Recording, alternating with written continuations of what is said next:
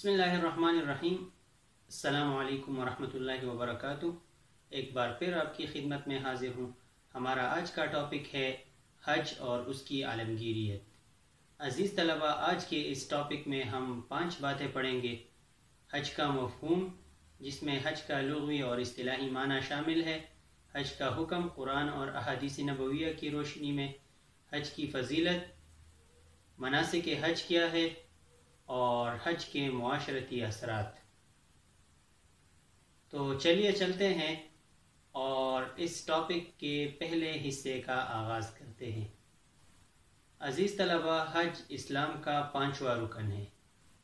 یہ عربی زبان کا لفظ ہے جس کا لفظی اور لغوی معنی ہے ارادہ کرنا یا قصد کرنا، اور حج کا شرعی اور اصطلاحی معنی یہ ہے کہ 8 ذو الحجہ سے 13 ذو الحجہ کے مقررہ دنوں میں مکہ مکرمہ میں کعبۃ اللہ کی زیارت اور شعائر اللہ یعنی مناسک حج ادا کرنا۔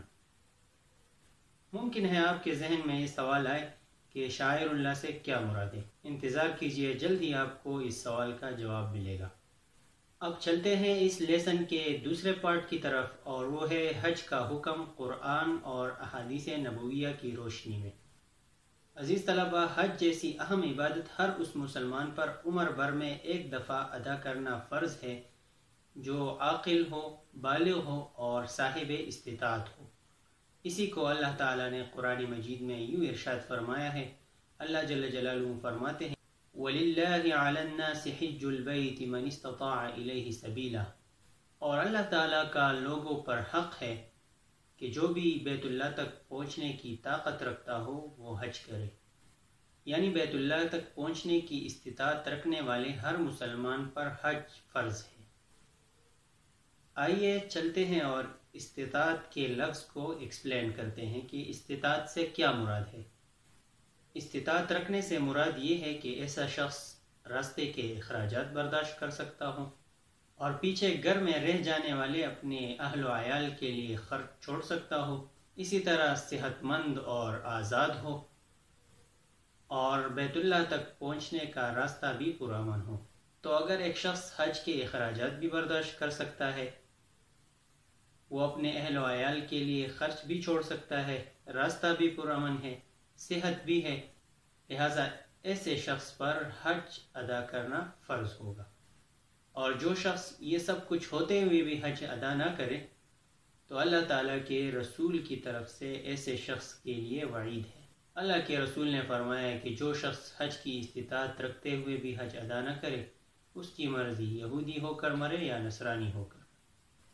اسی طرح حج کی فرضیت کا حکم اس حدیث سے بھی معلوم ہوتا ہے جس میں نبی کریم صلی اللہ علیہ وآلہ وسلم نے ارشاد فرمایا ہے کہ اے لوگو، تم پر حج فرض کیا گیا ہے، بس تم حج کرو، اور حج مبرور اور مقبول کی جزا تو بس جنت ہی ہے۔ یعنی ایسا شخص جس کا حج عند اللہ مقبول ہوا تو بس اسے بدلے میں جنت ہی ملے گی، اور اس کے جنتی ہونے میں کوئی شبہ اور شک نہیں۔ عزیز طلبہ، اب چلتے ہیں اس لیسن کے تیسرے حصے کی طرف، اور وہ ہے حج کی فضیلت۔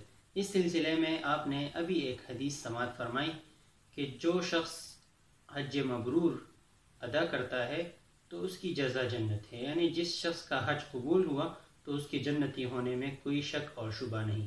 اسی طرح ایک اور جگہ نبی کریم صلی اللہ علیہ وآلہ وسلم نے ارشاد فرمایا ہے کہ جس شخص نے حج ایسے ادا کیا کہ وہ گناہوں اور برائی کے کاموں سے بچا تو وہ گناہوں سے ایسے پاک صاف ہو کر لوٹے گا جیسے وہ پیدائش کے وقت گناہوں سے پاک تھا۔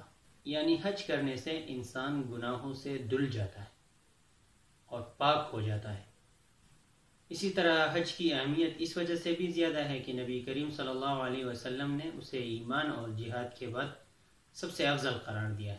پھر خاص طور پر حج کے ایام میں یوم عرفہ کو بہت فضیلت حاصل ہے۔ یوم عرفہ سے مراد 9 ذو الحجہ ہے، جس کے حوالے سے نبی کریم صلی اللہ علیہ وآلہ وسلم نے ارشاد فرمایا ہے کہ عرفہ کا دن شیطان کے ذلیل اور رسوا ہونے کا دن ہے۔ اس دن اللہ تعالیٰ کی خوب رحمتیں برستی ہے اور مومنوں کو گناہوں کی معافی مل جاتی ہے، مومنوں کے گناہ ختم ہو جاتے ہیں، دھل جاتے ہیں۔ یوم عرفہ ہی کے حوالے سے اللہ تعالیٰ کے رسول نے ارشاد فرمایا ہے کہ جو شخص یوم عرفہ احرام کی حالت میں گزارتا ہے تو عرفہ کا سورج ڈوبتے وقت اس کے گناہوں کو بھی ساتھ لے کر ڈوب جاتا ہے۔ خلاصہ یہ کہ حج اپنے ساتھ توبہ اور بندگی کا پھل لاتا ہے، جس کے نتیجے میں پچھلے تمام گناہ معاف ہو جاتے ہیں اور انسان اپنے آنے والی زندگی میں زیادہ سے زیادہ نیکیاں کرنے کی کوشش کرتا رہتا ہے۔ عزیز طلباء، اب تک اس لیسن میں ہم 3 باتیں بیان کر چکے ہیں۔ حج کا مفہوم، جس میں ہم نے حج کا لغوی اور اصطلاحی معنی بیان کیا، حج کا حکم قرآن اور احادیث نبویہ کی روشنی میں، اور حج کی فضیلت مختلف احادیث نبویہ کی روشنی میں۔ اب چلتے ہیں اس لیسن کے سیکنڈ لاسٹ پارٹ کی طرف، اور وہ ہے مناسک حج یا شعائر اللہ، یعنی وہ عبادات جو حج کے موقع پر کیے جاتے ہیں۔ عزیز طلبہ، مناسک لفظ منسک کی جمع ہے، جس کا معنی ہے عبادت کا طریقہ۔ اسی کو اللہ جل جلالہ نے قرآن میں یوں بیان فرمایا ہے۔ اللہ جل جلالہ ارشاد فرماتے ہیں، لِكُلِّ أُمَّةٍ جَعَلْنَا مَنْسَكًا، ہر امت کے لیے ہم نے عبادت کا اپنا الگ طریقہ مقرر کیا ہے۔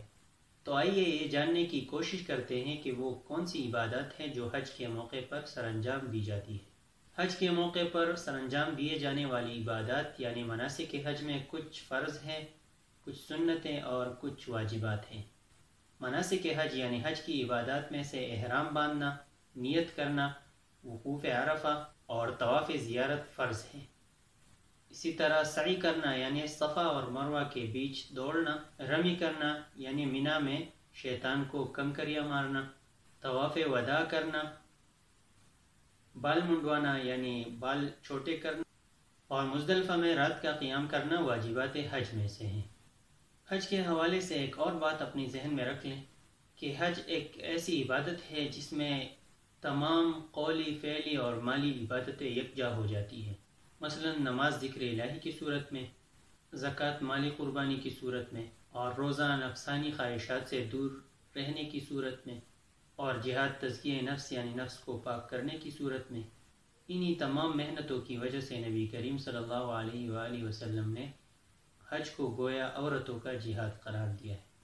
اب تک کے اس لیسن میں آپ نے 4 باتیں سماعت فرمائیں: حج کا مفہوم، حج کا حکم، حج کی فضیلت، اور مناسک حج سے کیا مراد ہے، اور مناسک حج میں سے چند کا شرعی حکم بھی آپ نے جان لیا۔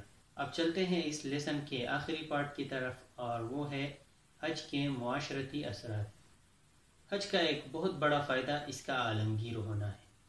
حج کے موقع پر ملت اسلامیہ سے تعلق رکھنے والے تمام افراد، چاہے وہ کسی بھی ملک یا خطے سے ہوں، مکہ مکرمہ تشریف لاتے ہیں۔ جن کی زبانیں مختلف ہوتی ہیں، جن کا تمدن اور طرز معاشرت مختلف ہوتا ہے، کہ سب لوگ ایک جگہ اکٹھے ہوتے ہیں، ایک ہی طرح سے اللہ تعالیٰ کی عبادت ادا کرتے ہیں۔ اس تمام تر عمل سے عالمگیر اسلامی مرکزیت نظر آتی ہے کہ تمام مسلمان، چاہے وہ کسی بھی خطے یا علاقے سے تعلق رکھتے ہو، سب ایک ہی جسم کی مانند ہیں۔ اسی طرح حج کا ایک بڑا فائدہ یہ ہے کہ اس سے مساوات قائم ہوتی ہے۔ حج کے موقع پر تمام حجاج کرام ایک طرح کا لباس پہنتے ہیں، رنگ اور نسل کی تمیز ختم ہو جاتی ہے، غریب اور امیر کا کوئی فرق نہیں رہتا، یوں مساوات کا عملاً قیام ہوتا ہے۔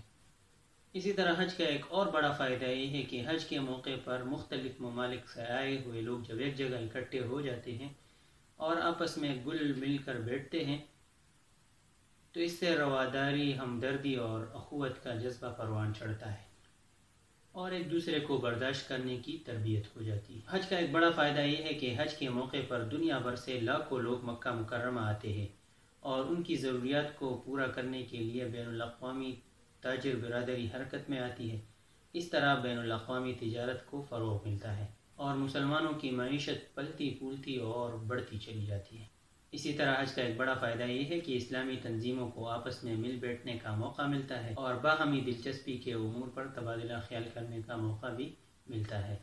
اور حج کا ایک بڑا فائدہ یہ ہے کہ حج کے موقع پر دنیا بھر کی میڈیا مکہ مکرمہ، حاجیوں اور حاجیوں کے انتظامات کی کوریج کرتا ہے، جس سے مکہ مکرمہ کی عظمت کا اظہار ہوتا ہے۔ عزیز طلبہ، اب تک کے جو فوائد ہم نے آپ کے سامنے بیان کی، یہ وہ چند فوائد ہیں جو ہمارے علم میں آئے۔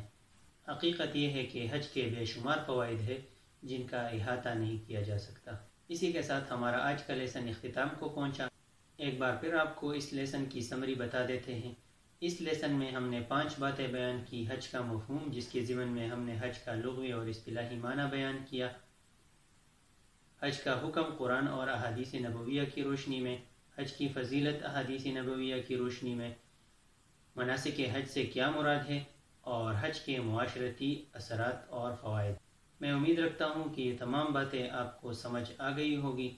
تاہم اگر کوئی بات آپ کو سمجھ نہیں آئی، آپ کمنٹ کیجئے، انشاءاللہ اس کی وضاحت کر دی جائے گی۔ اسی کے ساتھ اجازت چاہتا ہوں، اپنا خیال رکھیے گا، اللہ حافظ۔